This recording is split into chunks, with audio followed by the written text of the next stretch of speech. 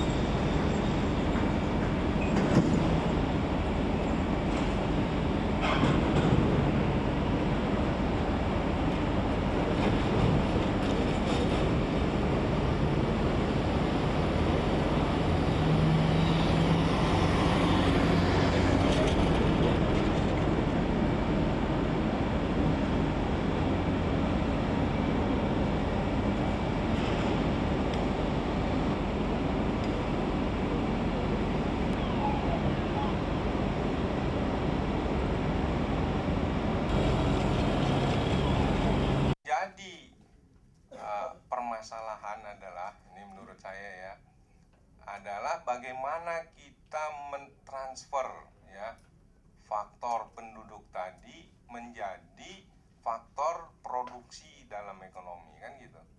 Jadi Anda misalnya sebagai tenaga kerja, bagaimana penduduk itu berperan dalam menciptakan nilai tambah.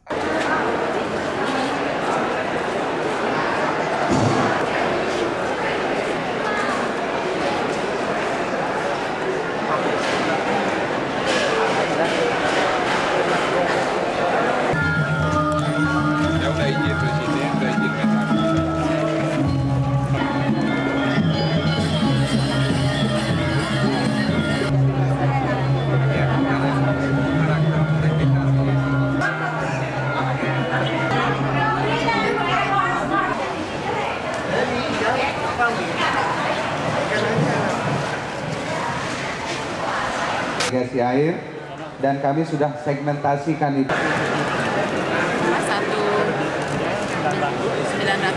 kalau 1 kilonya nggak kilo per butir 9.900 8.000. Jadi ini yang kualitas usia. Kalau yang murah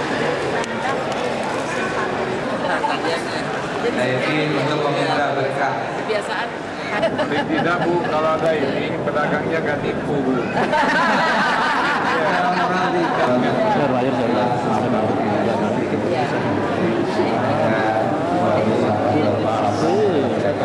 Nasional kita tahun ini dana yang kita peroleh tidak besar, 30 miliar, dibanding tahun lalu kita dapat 250 miliar karena bagian dari stimulus, tapi alhamdulillah untuk tahun depan kita harapkan dapat 150 miliar. Kalau tahun lalu, sampai dengan tahun lalu kita berhasil 400 ya, karena dananya lebih besar. Untuk tahun kalau ada 13.000 pasar di seluruh Indonesia, tuntasnya lama.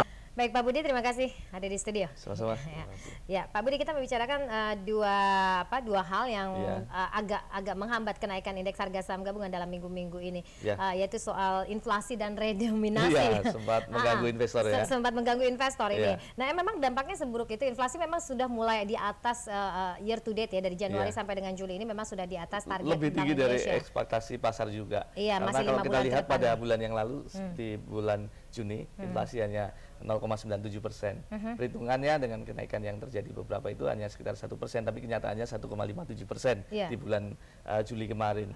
Sehingga year on year-nya menjadi 6,22% dan sepanjang tahun 2010 ini menjadi 4,02%, yang artinya mengalami satu kenaikan yang cukup besar dibanding dengan perhitungan semula. Ini yang membuat kekhawatiran investor apabila terjadi satu inflasi yang cukup tinggi akan membuat kecenderungan kebijakan pemerintah khususnya otoritas Bank Indonesia ya khususnya ya akan menaikkan suku bunganya, akan memperketat akan memperketat keuangan yang beredar, dan ini yang membuat kekhawatiran baru khususnya di sektor keuangan yang selama ini perbankan rata-rata sedang berusaha untuk menurunkan suku bunganya, mereka sedang ekspansi kredit melalui usaha kecil menengah yang diharapkan akan menjadi intermediasi perbankan menjadi makin baik, tetapi dengan inflasi yang makin tinggi, ini yang sempat mengganggu.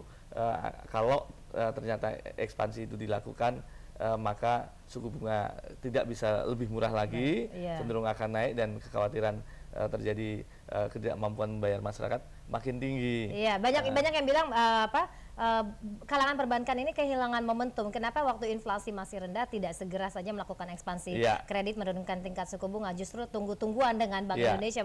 Bank Indonesia belum menurunkan BI rate, maka ini suku bunga kredit juga belum diturunkan. Bagaimana ini jadi proyeksinya untuk target pengucuran kredit sampai dengan akhir tahun? Ini tinggal 5 bulan lagi, Pak. Inflasi masih belum kita perhitungkan, kenaikan TDR, kemudian juga inflasi yang disebabkan kenaikan harga barang di bulan-bulan Ramadan, Lebaran, Natal. Sehingga memang yang dikhawatirkan saat ini adalah bisa jadi bahwa BI akan mempertahankan suku bunga BI rate 6,5% dan sudah dilakukan di hari kemarin.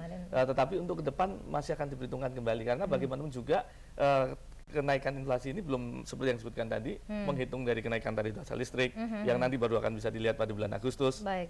Kemudian mendekati Lebaran, Natal, dan Tahun Baru yang cenderungan kebutuhan pokok akan bergerak naik. Jadi masih ada resiko kenaikan inflasi ya, Pak, ya? Ini dampaknya bagaimana ke yang pasar? dimungkinkan adalah apabila BI rate tidak bisa menahan kembali di masa datang, apalagi kalau inflasi year on year-nya lebih dari 6% seperti apa yang diperhitungkan Jadi ini dipertahankan 6,5% ini terakhir. Kemungkinan bulan-bulan depan mulai akan ada kenaikan suku bunga. Kalau suku bunga memang benar-benar tidak bisa dikendalikan di bawah 6% year on year-nya, karena saat ini sudah lewat. Tetapi untuk tahun 2010 ini kan masih ada waktu 5 bulan lagi dan ini adalah kesempatan untuk kembali agar pemerintah bisa menahan kenaikan inflasi itu sendiri dengan menyediakan suplai kebutuhan bahan pokok yang relatif cukup besar, produktivitas kita yang cukup tinggi. Sepanjang produktivitas kita yang cukup tinggi, kemudian arus barang juga lancar, inflasi relatif cukup terkendali, kita harapkan ini akan bisa. Tapi tetap itu yang mengkhawatirkan pelaku pasar. Ada apalagi tekanan inflasi, tidak ada alternatif lain bagi Bank Indonesia untuk melakukan meredam inflasi tersebut selain menaikkan tingkat suku bunga, bukan begitu, Pak? Ya, tetapi di satu sisi memang sebenarnya kalau dilihat di Bursa Efek Indonesia sendiri, secara teknikal juga terlihat beberapa saham kemarin terlihat overbought karena kenaikan yang begitu tinggi sepanjang tahun 2010. Sehingga bersamaan dengan inflasi dan bersamaan dengan kemarin yang disebutkan tadi adalah rumus dari redenominasi. Yang kemarin belum sempat sebagian investor tahu persis apa itu pemahaman tentang redenominasi itu sendiri. Apakah redenominasi ini juga dimaksudkan Bank Indonesia untuk meredam tekanan inflasi itu tadi, atau gimana, Pak Budi? Justru tidak ya, malah justru yang kita khawatirkan redenominasi itu sendiri akan bisa berjalan dengan lancar kalau inflasi terkendali. Harusnya ketika inflasi terkendali, bukan ketika inflasi sedang menggila seperti ini. Justru kalau inflasi justru bergerak naik dengan harga terlihat dengan nominal rendah, walaupun nilainya sama tapi nominalnya rendah. Ibarat kita kalau saham itu stock split ya, kan? Nilainya stock split nilainya sama, hanya nominalnya dikecilkan. Ini justru akan memicu inflasi itu sendiri. Jadi sehingga karena melihat bahwa harga terlihat rendah gitu kan. Walaupun juga sebenarnya nilainya sama. Orang terdorong untuk melakukan beli, ada panic buying gitu ya. Ada panic buying. Kalau tidak diikuti dengan produktivitas yang tinggi, maka bisa jadi itu akan bisa membuat dorongan untuk beli. Tapi ini kan bagus untuk pasar saham, karena harga saham yang Astra katakan yang tadinya katakan di 48.000 bisa jadi 48 rupiah gitu kan, Pak? Ya, betul. Jadi memang satu sisi redenominasi itu akan berjalan kalau inflasi itu terkendali, tapi di sisi lain bisa memicu dan inflasi. Ini yang kita harapkan adalah yang pertama untuk meningkatkan produktivitas, yang kedua adalah kendalikan inflasi itu sendiri sehingga supaya tidak terjadi satu kenaikan yang signifikan, dan ini akan memicu optimisme pasar. Prinsipnya bagus. Kenaikan suku bunga adalah last resort aja ya, Pak ya, alternatif terakhir. Baiklah Pak Budi, terima kasih untuk waktu dan perbincangan kita, Pak. Sama-sama, terima kasih. Dan pemirsa, itulah Budi Ruseno dari Bakti Sekuritas. Terima kasih atas perhatiannya dan sampai jumpa.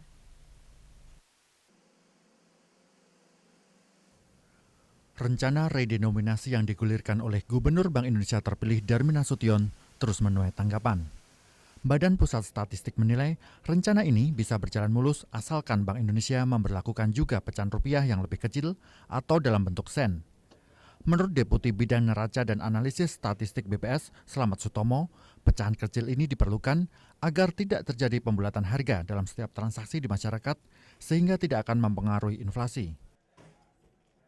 Slamet menilai redenominasi secara teknis hanya mengurangi bilangan angka 0 di belakang. Sementara itu, jika masyarakat tetap panik terkait rencana ini, sangat tergantung kepada sosialisasi yang dilakukan oleh Bank Indonesia. Bisa terganggu karena apa? Karena nggak ada lagi bayar mikrolet 1.000, kan gitu kan?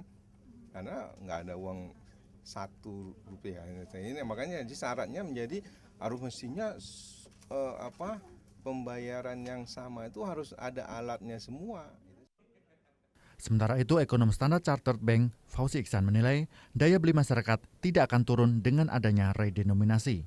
Pengalaman negara lain seperti Turki yang pernah melakukan redenominasi seharusnya bisa membuat BI mengadopsi kesuksesan tersebut yang akhirnya membuat mata uangnya menguat, namun inflasinya tetap terkendali. Redenominasi bisa saja $1 menjadi Rp89. Ya. Jadi nilai rupiah itu sendiri tidak turun. Ya. Daya beli masyarakat itu sendiri tidak turun. Ini beda dengan Schneering ya, yang dilakukan tahun 66 atau 67, di mana hutang pemerintah begitu besar, ya, sehingga yang dilakukan adalah menerbitkan uang baru yang membuat uang lamanya menjadi tidak bernilai atau turun nilainya. Ya, jadi beda sekali. Bank Indonesia memperkirakan proses redenominasi akan membutuhkan waktu sekitar 10 tahun. Tahapan pertama dilakukan proses sosialisasi yang dimulai tahun 2011 dan berakhir pada 2022. Setelah melewati tahun 2012, Bank Indonesia akan melakukan masa transisi, yakni menggunakan dua rupiah. Rupiah lama dan rupiah hasil redenominasi yang disebut rupiah baru. Aris Setiawan, Metro TV.